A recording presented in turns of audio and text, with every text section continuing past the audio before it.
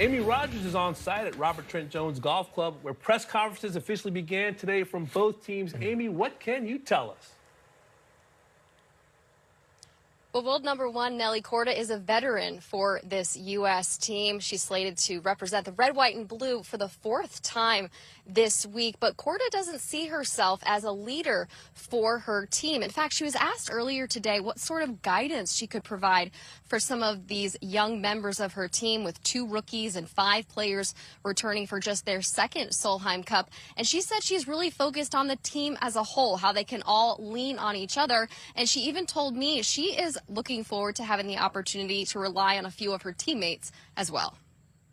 Yeah, it's such a fun event. There's nothing like it. There's nothing like walking onto that first tee and feeling all those nerves. And I think it's something super exciting too, and refreshing to have a teammate, have teammates and captains and people to lean on when you normally don't. And every experience that I've had, obviously, haven't been on the winning side, but every experience that I've had in the Solheim Cups has been an amazing one, and I always strive to make the team.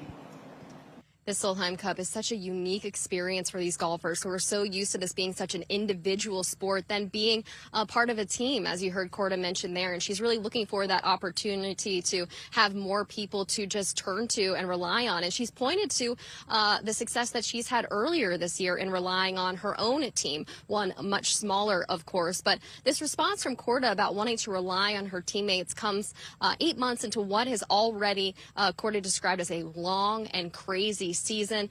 She's been under a microscope this year with the success she had earlier in this season, followed by her subsequent struggles. And she's no doubt going to need her teammates to lean on as she looks to get through what will be a pressure-packed week here, not just for the world number one, but for the entire U.S. squad.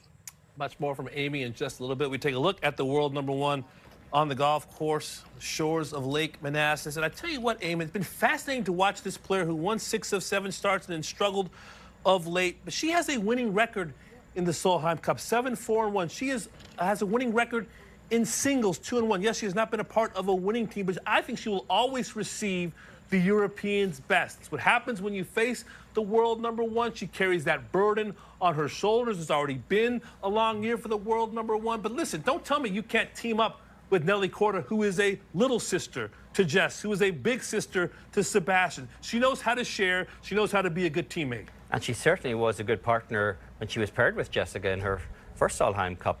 And, they were unbeaten in team play that week. It is striking to hear somebody as accomplished as Nelly Korda, who's won multiple major championships. She's won a gold medal, and yet hear her talk about she's never been on a winning Solheim Cup team. There was a narrow loss a few years ago at the Inverness Club, and then obviously the tie last year in Spain that resulted in the trophy staying with Europe. But Nelly Korda is one of those players that I had an interesting conversation with Grant Boone on yesterday's show.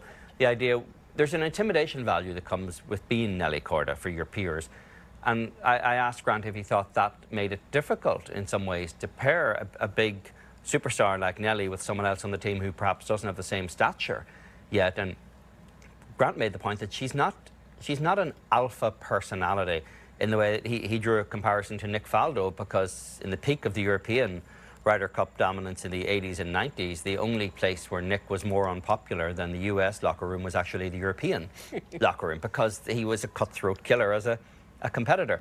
And Nelly doesn't have that vibe. She seemed uncommonly relaxed in that press conference, sitting next to her friends on that team. So she's not going to be a difficult player to partner anyone with, and she's got to have something to prove here, because it was her singles loss last year to Carlotta Saganda that gave the tying point to the European team.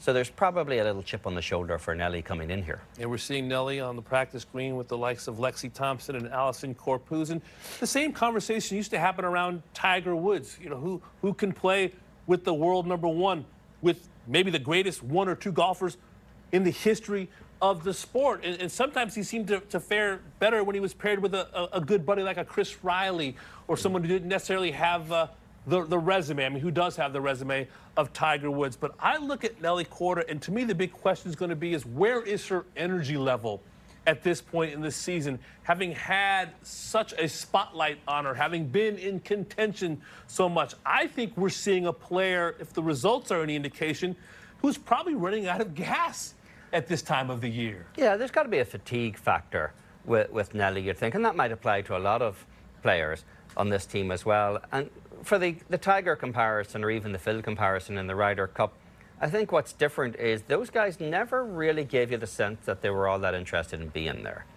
Nelly Korda does give you the sense she's interested in being here, and we've long since passed the days when you were looking to partner somebody based on personality types or comfort for players. It's now so data-driven, and Stacey Lewis's lineup here is very much going to be determined by who matches well with each other in terms of skill set. And when you've got a skill set like Nelly Korda's, you can pretty much guarantee you match pretty well with anybody else who's on that team. Yeah, the fatigue factor is going to be a little bit of a factor, you would think, but once she steps onto the tee on Friday with the American crowd chanting, I think any kind of fatigue is going to be replaced by adrenaline pretty quickly. And you better believe it, it's not going to sit well with the world number one that she has played in 3 Solheim Cups and has never tasted victory.